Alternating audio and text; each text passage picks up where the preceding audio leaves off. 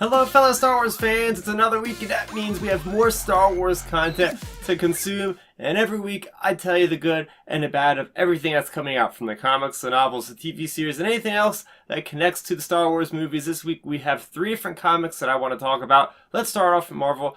The first one I want to talk about is Darth Vader, issue number 15. This is my favorite comic series that has come out for Star Wars Marvel, and this one is no different. So let's get into it. This is Burning Seas. This is part 3. So the Empire is in the middle of their campaign to take over Mon Cala, and remember, this is shortly after the events of Revenge of the Sith, so I'm guessing it's a couple months after that. So we have Vader, who was on a mission there on the surface. The next thing you know, in the last issue, there was this brilliant plan by the Mon Cala to actually take out all the surface dwellings with these creatures. So now we have Vader, who is left basically sinking to the bottom of this large trench in the underwater there, and we have him miraculously getting out of there, reuniting with his Inquisitors, and continuing the mission to take over and kill the Jedi, because there are Jedi that are actually helping aid the Mon Cala in their military efforts. And in the meantime, we do have the Mon Cala, who are putting up one hell of a fight. We have Admiral Akbar, we have Admiral Radis. They're not admirals at this point.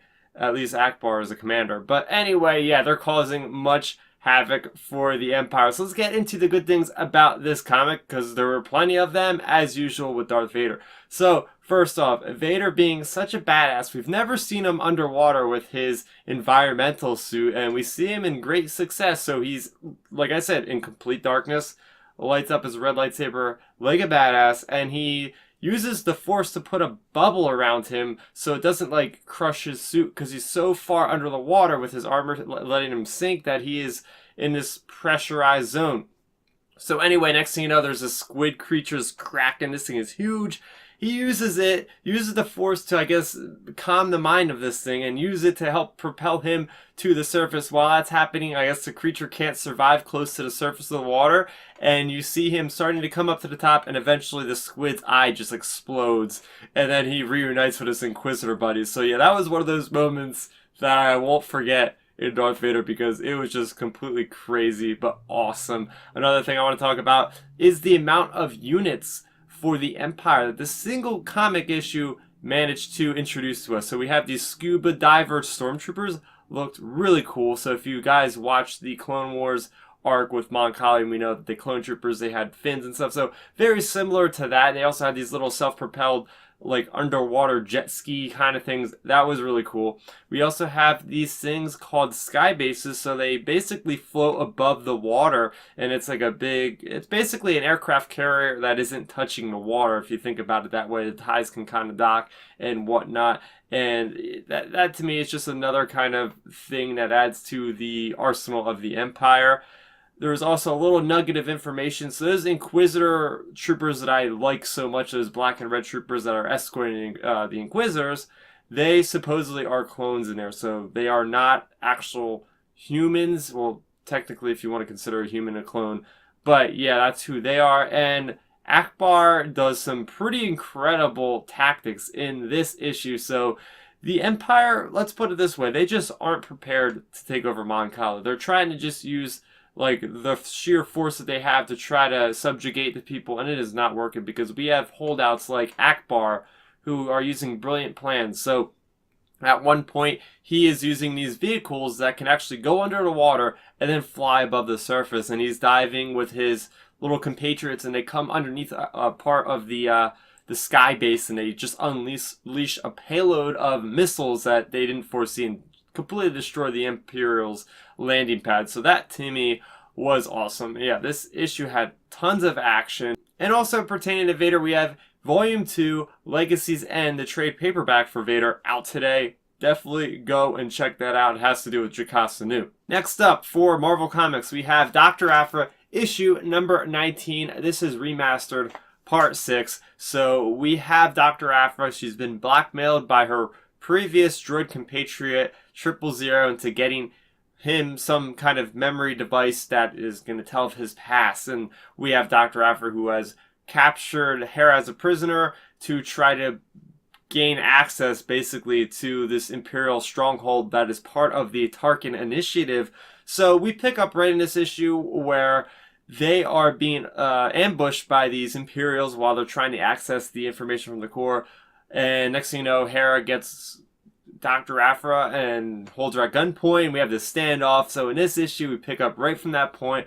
A lot of action. We end up seeing that Doctor Aphra takes control of the Lucrehulk cruiser that is the Rebels' base of operations for their flight academy. So we actually see this thing use its little claws to kind of capture part of this data center that they are currently in, ripping it apart from the rest of this Tarkin Initiative base, basically, and they do that, and by the end of this issue, we have Dr. Aphra, who has got the information for the 000, and she also gives some more information to the Rebels, and then she also meets back up with Captain Tolvin, and they have a little rendezvous going on for 2 days before they leave, and then at the end of this issue, Tolvin kind of goes back to her military role, and she's reinstated basically to the Empire as a leader, and she basically performs a sting operation on 000's whole crime syndicate, and she rounds up all these people, including Dr. Aphra. So by the end of this issue, you have Dr. Aphra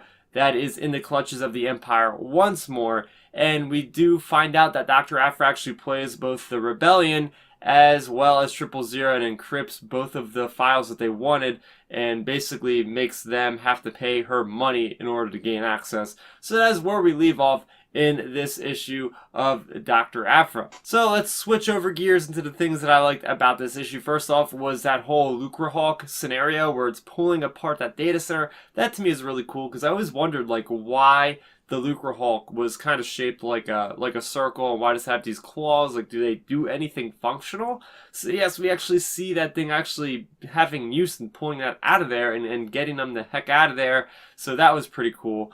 Also, Tam Pazla, big fan of that guy. Recently, I found out he's actually in the Han Solo movie coming out, Solo Star Wars story. If you look in this one shot, you actually see him in the background there. Anyway, but we actually do see him with his helmet off because there's a switcheroo that gets played between Tolvin, who actually steals his armor to get out of the situation of the Lucrehulk with Aphra, and of course she leaves behind Tam Pazla there, and he's got a little bit of a cybernetic implants and things like that, so pretty interesting looking there. And I love the ending of this, what looks like this is the ending of this particular arc of Remastered, where Aphra pretty much plays everybody and is going to get money out of it. So yeah, all in all, it's a good wrap up. A lot of explosions, a lot of Tuca exploding cats. If that's kind of your thing, you're going to really dig this issue of Dr. Aphra. And the last comic I want to talk about this week is IDW's Star Wars Adventures Annual #1. I'm pretty sure there was a lot of distribution problems going on. This was actually supposed to be out last week. I think there was a weather problem. But taking another look at the cover, it's pretty much like a trade paperback. I mean, look how thick it is. It's got nice glossy cover, thicker gauge pages, very nice presentation here. So just like any other Star Wars Adventures comic, we have two separate standalone stories. First one's Luke, Leia, 3PO, and R2, and they're on a mission to gain the support of these people who have access to these mines that have very good uses for laser cannons, basically. Unfortunately, as Luke is landing his craft to dock there, he kind of crashes and has a rough landing, and unfortunately Leia sprains her ankle pretty bad. She can't go out as a dignitary, as a diplomat, and try to smooth over this deal. So it's up to Luke to do this, and he has no experience doing this, so he's kind of fumbling through this whole experience. In the meantime, we have the Empire, who is secretly making a deal with these people. So throughout the adventure in this one, it's all about the Rebels kind of unweaving this plan and finding out that there's a guy on the inside of this whole alien species that is playing the queen of this species the whole time, and that's pretty much the story in a nutshell. So I really did enjoy the story overall. It was very much a Star Wars serial kind of adventure, and it had a lot of humor. I did like seeing this was kind of like the first time we see Luke in that diplomat kind of role, because if you watch Return of the Jedi, it seems like he has quite a bit of experience talking with Jabba, trying to plead for Han Solo and all that kind of thing.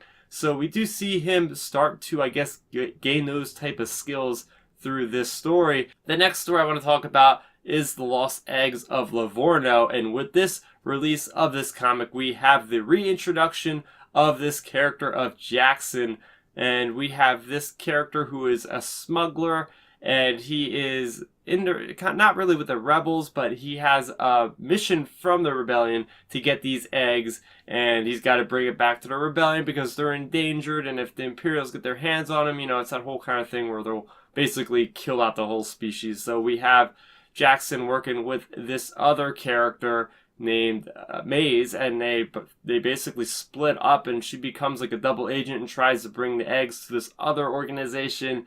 And it's just a great adventure, just like this first story in this book. Another solid adventure that is just pretty much a fun ride. So get into it is Jax, and I, you know, this is a character that when I heard he was getting into canon, I was just a big sigh because, I mean, it's a green bunny rabbit, and the funny part is, even in this story itself, they don't actually refer to a species, but they even call him a rabbit, so I guess rabbits are a thing in Star Wars now, and this Jackson character has ties to Han Solo, which I find interesting. Again, he's a smuggler, so I guess all these smugglers really know each other, but the whole time I'm thinking is, like, how are you going to see this guy in live action? I mean, I hope he doesn't ever appear live action. It's going to look very, very strange. He's just like something out of Looney Tunes. I'm not a fan of this character, even if he is in canon. He's just running around with these blasters, like acting like an idiot, pretty much. He's got this, like, I guess, like this slang, like it looks like he has a New York accent the way they write him. So it's a little bit strange, but getting to the more exciting thing here is we have an Old Republic droid that is his compatriot. His name is ML08, and, you know, it's just like T701 or the other droids. It's the Astromech, so I'm like, whoa, is this like an actual Old Republic droid that he just restored? Or, you know, but it's a nice nod to those fans like myself that have loved the Old Republic world and whatnot. And speaking of technology, I also do like the design of Jackson's ship. It's called a WUD 500. I don't know if that's some kind of inside joke, but anyway, it kind of resembles like a cross between the Millennium Falcon as well as the ship that Milo uses in the Wild Space comics. So pretty cool there. And like I said, the story overall is great with Jackson and his partner who double crosses them. So a nice self-contained story. I don't know if we'll see any more comics with Jackson in them. I rather care not to see them, though, and that's just me. And one last thing I want to mention is I will be at the Great Philadelphia Comic-Con in Oaks, Pennsylvania on Saturday. There's going to be a couple Star Wars guests there, which is pretty exciting. We're going to have Taylor Gray from Star Wars Rebels, who plays as Ezra, as well as the voice actor for Hondo Ohnaka. We're going to have Jeremy Bulloch, who played Boba Fett, and plenty of other stars from other fandoms as well, so I'm super excited.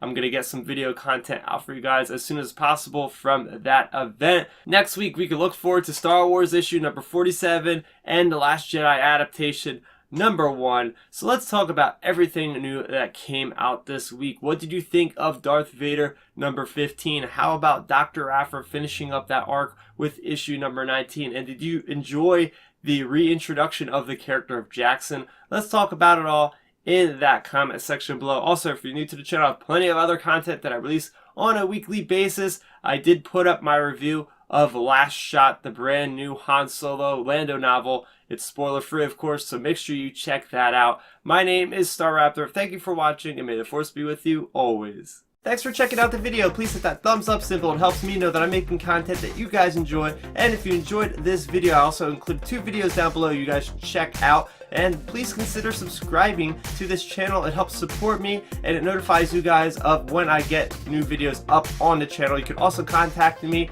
on Twitter, Facebook, and Instagram at Starrapter.